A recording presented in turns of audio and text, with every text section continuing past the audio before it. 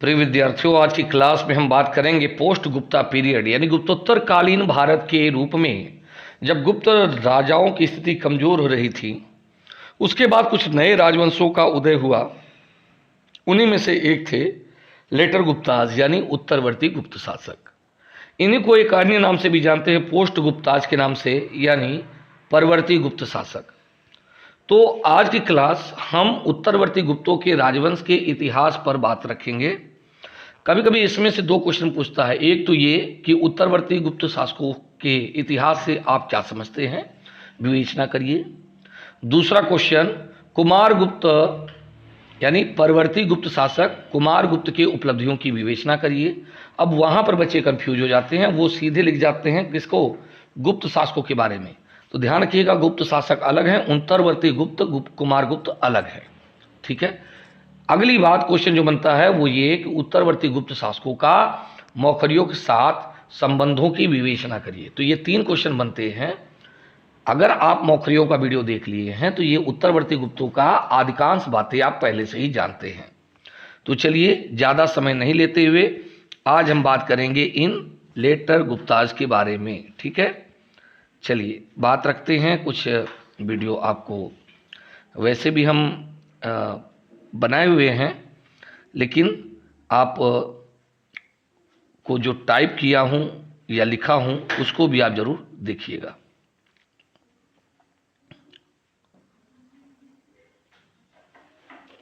देखिए, अगर हम बात करें उत्तरवर्ती गुप्त शासकों के विषय में, तो उत्तरवर्ती परवर्ती गुप्त राजवंश जिसकी स्थापना 510 ईस्वी में कृष्णगुप्त के द्वारा की गई थी, और यह राजवंश प्रारंभ में गुप्तों के अधीन सामंत के रूप में मगध के क्षेत्र पर शासन कर रहा था। इस राजवंश ने करीब 510 से लेकर के 725 ईस्वी के मध्य अगर देखा जाए तो करीब 215 वर्षों तक शासन करता हुआ दिखाई देता है। इसके समकालीन कन्नौज के मौखरी, थानेश्वर के पुष्यभूति वंश, बंगाल के गौड़वंशी शासक शशांक,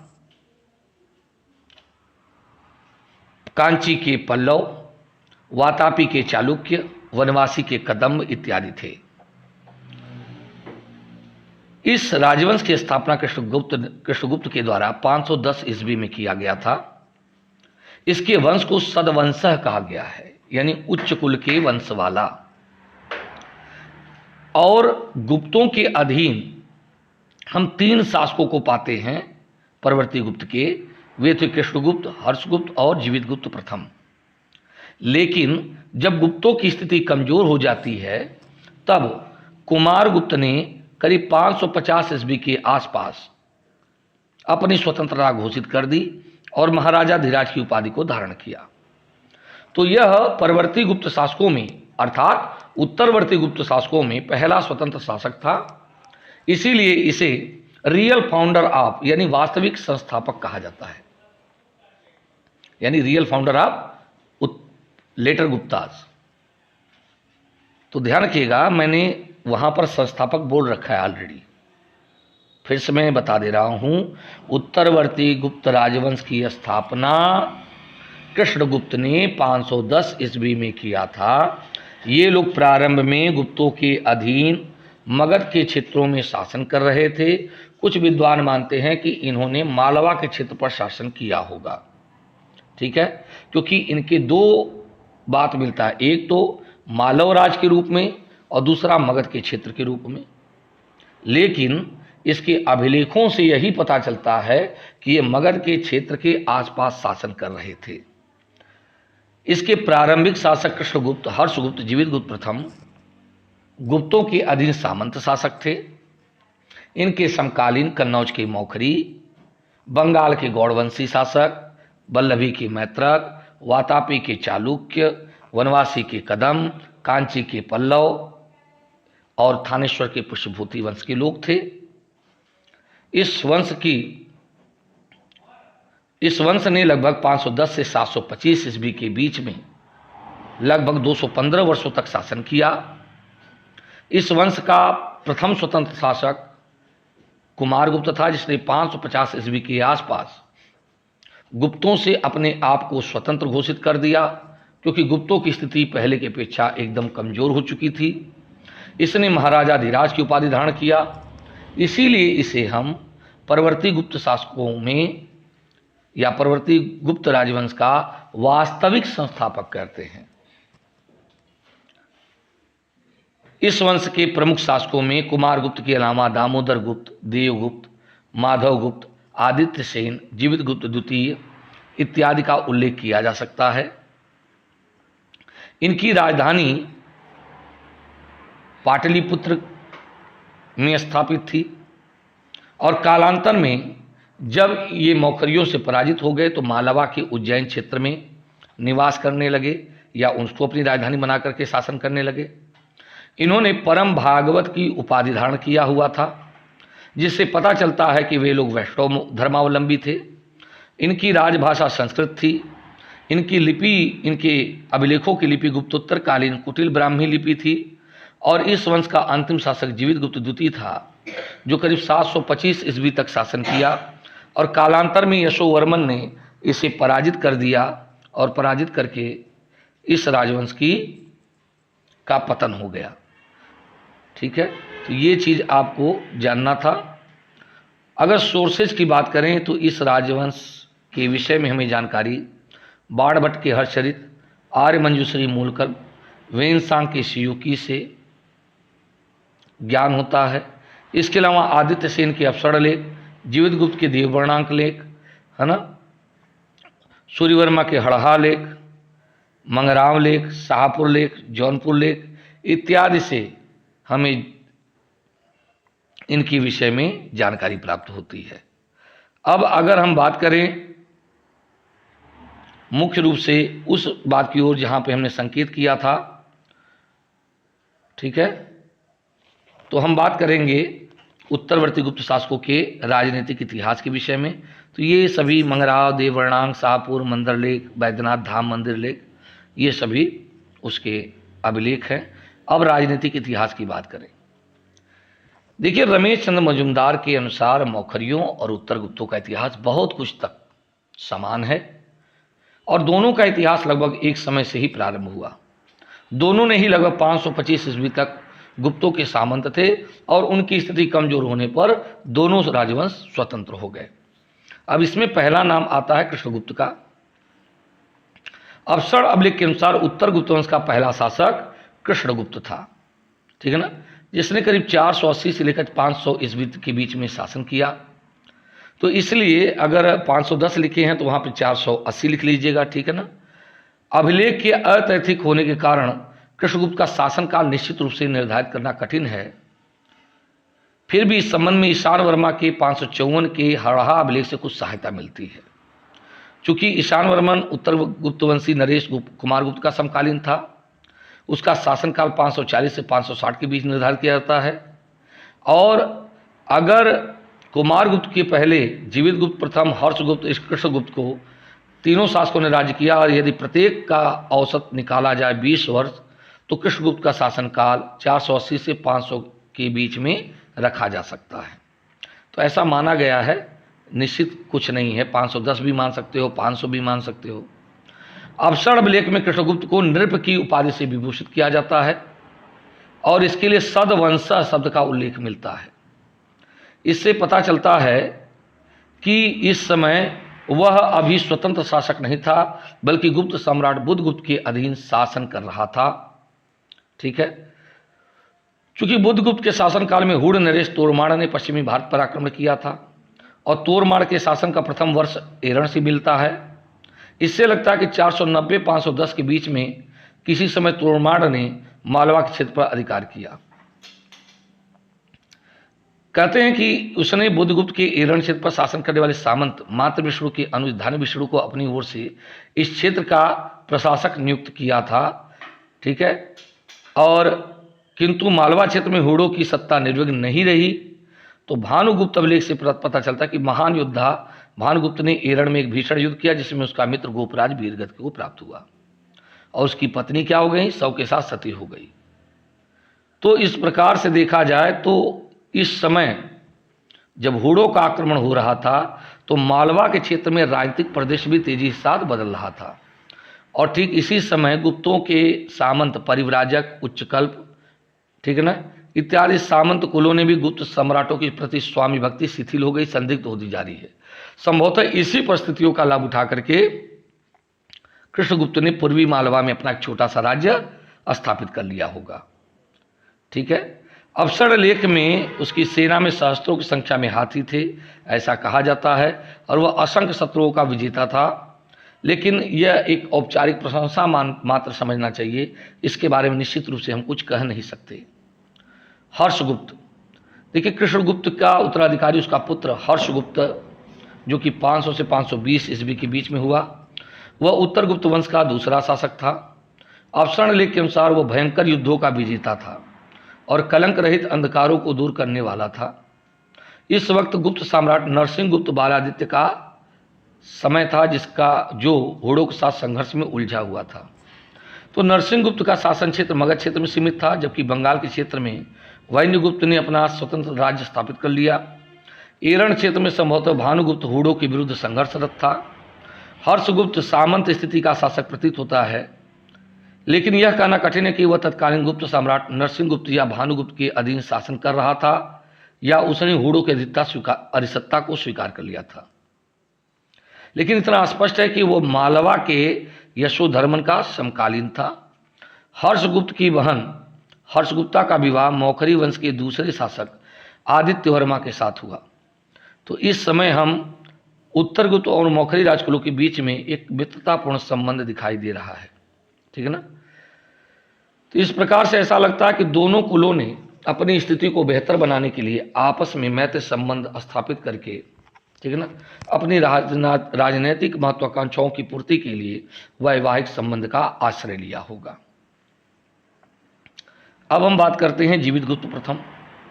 जीवित गुप्त प्रथम का जो है वो हर्षगुप्त के बाद तीसरा शासक होता है, जिसका समय जो है 500 या 30 से 520 से 550 ईस्वी के बीच माना जाता है। यह उत्तर गुप्त वंश का तीसरा शासक है। इसके अवसर लेख में इसे क्षितिज चूड़ामणि की उपाधि से विभूषित किया गया और कहा जाता है कि वो समुद्र के हरित तटवर्ती हरित प्रदेश और हिमालय के शीत प्रदेश के लिए शत्रुओं के लिए दाहक ज्वर के समान था। ऐसा लगता है कि गुप्त साम्राज्य पर हूणों के आक्रमण और मालवा शासक यशोधर्मन के दिग्विजय के परिणाम स्वरूप उत्तर भारत में एक राजनीतिक अराजकता फैली हुई थी और गुप्त सम्राटों का जो सूर्य था वो भी अस्त हो रहा था। तो हिमालय के जो पास के क्षेत्र हैं और उत्तरी बंगाल के क्षेत्रों से गुप्त सत्ता का प्रभाव समाप्त हो रहा था। लगता है जीवित गुप्त प्रथम ने समकालीन गुप्त सम्राट जो कि विष्णुगुप्त था के सामंत के रूप में हिमालय और बंगाल के समुद्र तट वाले विद्रोहों के खिलाफ अभियान किया था, युद्ध किया था। और संभावना यह भी है कि इस अभियान में मौखरी नरेश ईश्वर वर्मा ने उसका सहयोग किया था, क्योंकि जौनपुर शिलालेख में कहा गया कि ईश्वर वर्मा ने उत्तर की दिशा में हिमालय तक के क्षेत्रों पर विजय प्राप्त की थी। तो संभवतः ये दोनों ने मिल करके उस युद्ध में भाग लिया हो। ठीक है। और अवसर अभिलेख में यह कहा गया कि उसका पराक्रम पवन पुत्र हनुमान के द्वारा समुद्र लंघन के समान अलौकिक दिखाई दे रहा था। और लगता है इस युद्ध के परिणाम स्वरूप जीवित गुप्त की बहन उपगुप्ता का विवाह मौखरी नरेश ईश्वर वर्मन के साथ हो गया, क्योंकि दोनों पद में क्या लगते हैं, भाई ही लगते थे। क्योंकि ईश्वर वर्मा की माँ कौन है, हर्षगुप्ता, जो कि वो भी परवर्ती गुप्तों की राजकुमारी थी। तो इस समय में दोनों राजवंशों के बीच में मधुर मैत्रीपूर्ण संबंध बने रहे। अब बात करते हैं कुमारगुप्त की।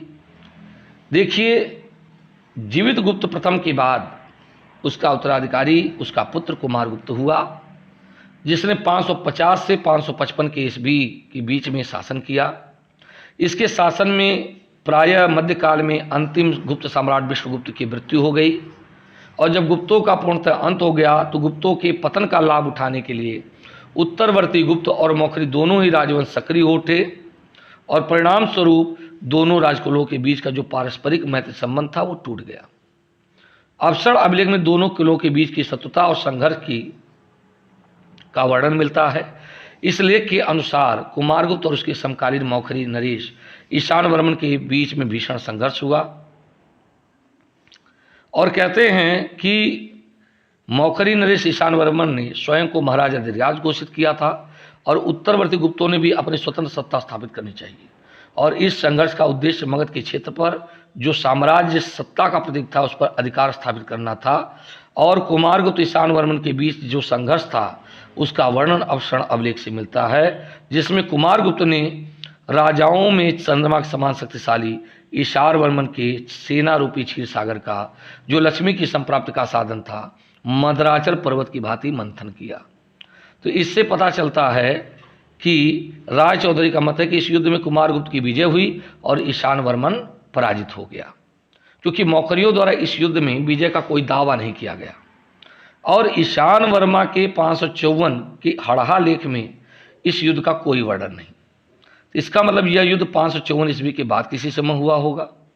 अब कहते हैं इस युद्ध के बाद कुमारगुप्त ने प्रयाग में अग्नि में प्रवेश करके अपनी जीवन लीला समाप्त कर ली।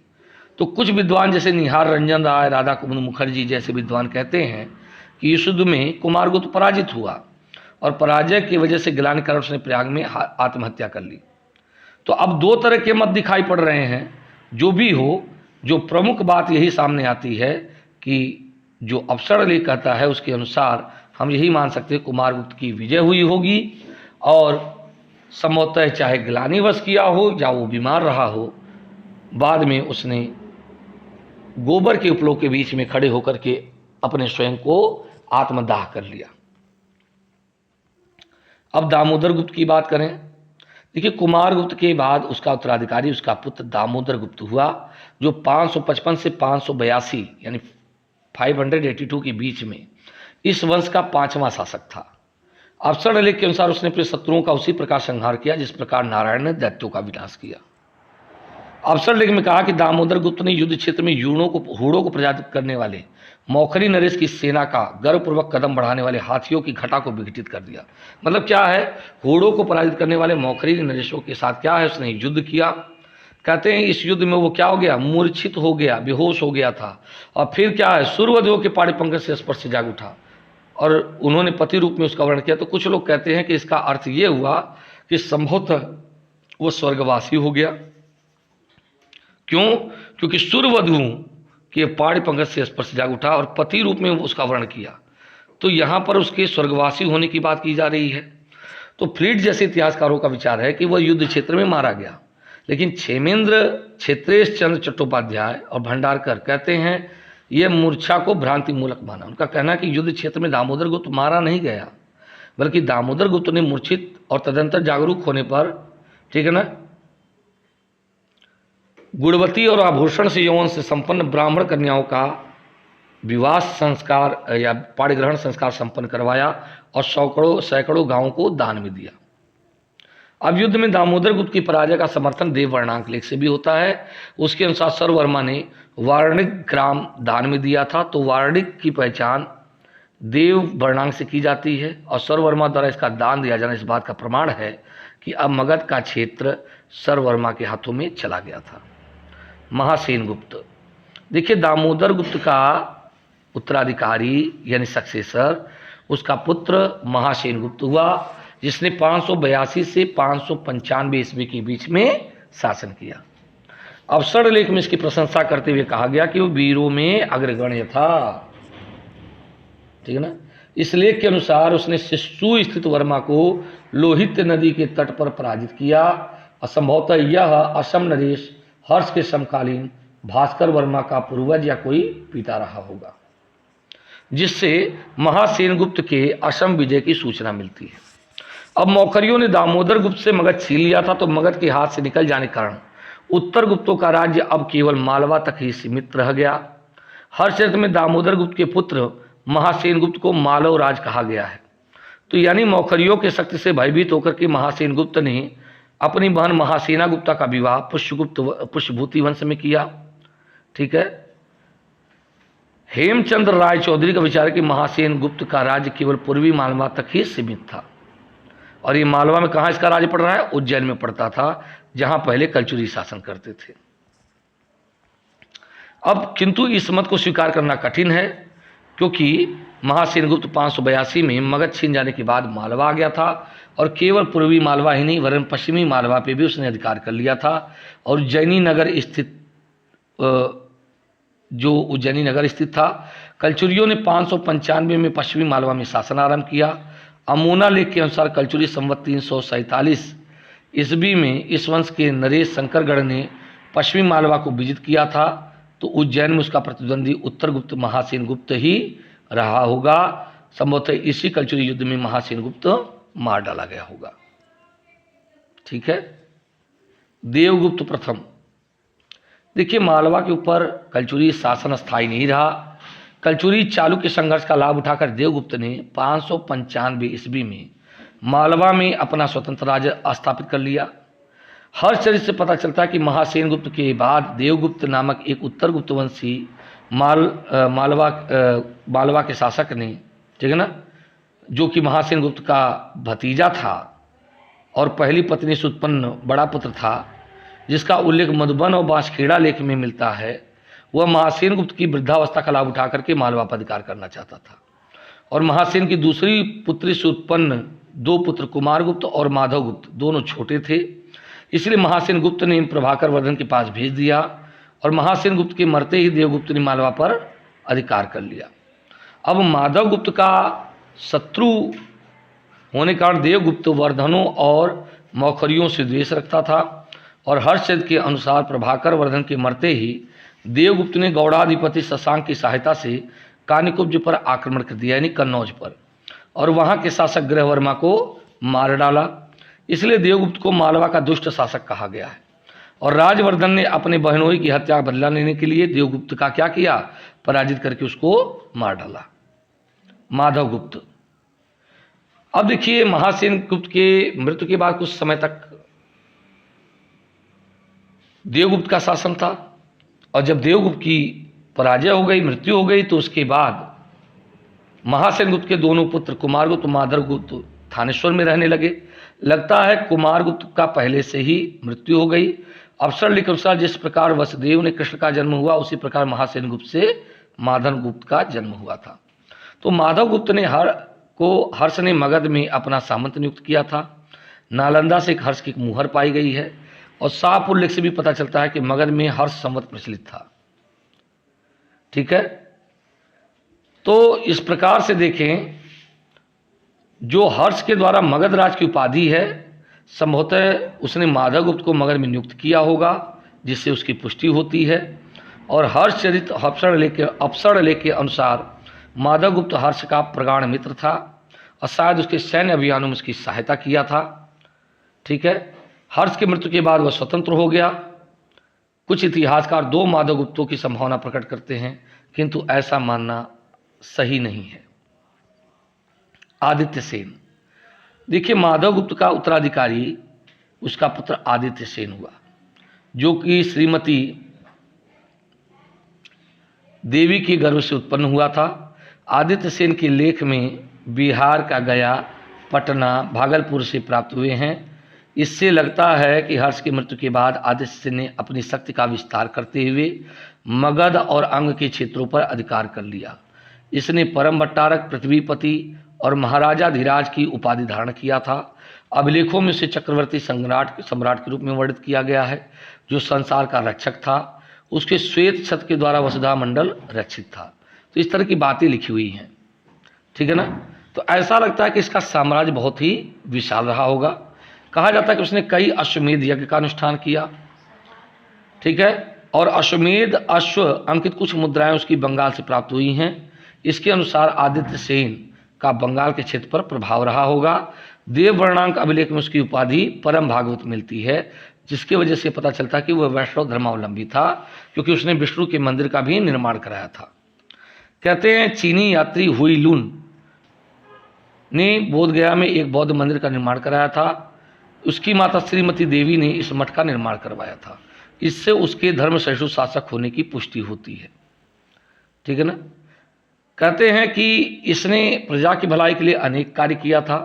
इसकी महारानी का नाम था कोड़ देवी, जो प्रजा की भलाई के निमित्त एक सरोवर का निर्माण करवाया था। ठीक है ना। और मंदर लेख से भी पता चलता है कि कोड़ देवी ने एक तालाब खुदवाया था। ठीक है।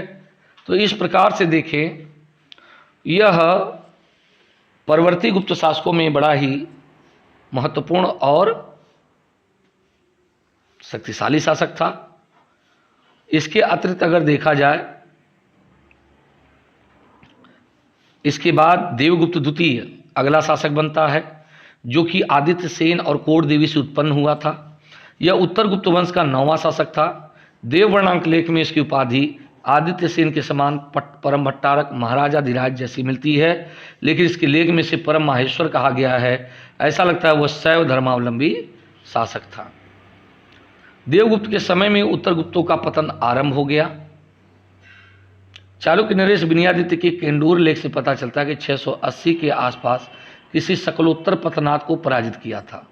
तो चालुक्य नरेश द्वारा पराजित यह नरेश देवगुप्त हो सकता है, क्योंकि शाहपुर लेख से स्पष्ट है कि उसका पिता आदित्य सेन क्या था, 672 ईस्वी में शासन कर रहा था। और कोरिया के बौद्ध यात्री हुइलुन ने पूर्वी भारत के देवपाल नामक शासक का उल्लेख किया है। कुछ विद्वान इसी देवपाल की तुलना जो है देवगुप्त से करते हैं। ठीक है ना। इसका शासनकाल संभवतः 695 ईस्वी में समाप्त हो गया था। इसके बाद विष्णुगुप्त अगला शासक बनता है, जो कि 10वां शासक है। यह देवगुप्त और उसकी पत्नी जो है कमला देवी के गर्भ से उत्पन्न हुआ था। ठीक है। इसने भी परम भट्टारक महाराजाधिराज की उपाधि धारण किया था। कहते हैं इसने भी परम माहेश्वर की उपाधि धारण किया था। इसके बारे में ज़्यादा जानकारी नहीं है, बस ये शैव धर्मावलंबी था, शिव मंदिरों का निर्माण कराया था। अब अगला शासक है जीवित गुप्त द्वितीय। देखिए, विष्णुगुप्त के बाद अगला उत्तराधिकारी जीवित गुप्त द्वितीय था। यह उत्तर गुप्त वंश का 11वां शासक था। यह अगर देखा जाए तो विष्णुगुप्त और उसकी पत्नी इज्जा देवी के गर्भ से उत्पन्न हुआ था। इसने परम भट्टारक महाराजाधिराज परमेश्वर की उपाधि धारण की थी। कन्नौज के यशोवर्मा का उदय संभवतः उत्तर गुप्तों के विनाश का कारण बना। भवभूति के समकालीन वाकपति राज के ग्रंथ गौड़वहों के ग्रंथ से यह पता चलता है कि यशोवर्मा ने अपने पूर्वी विजय अभियान के समय मगधनाथ को मार डाला था। तो इस मगधनाथ की पहचान जीवित गुप्त द्वितीय से की जाती है, और जीवित गुप्त द्वितीय के साथ उत्तर गुप्त वंश का पतन हो जाता है, और फिर से इस क्षेत्र में अराजकता और अव्यवस्था फैल जाती है।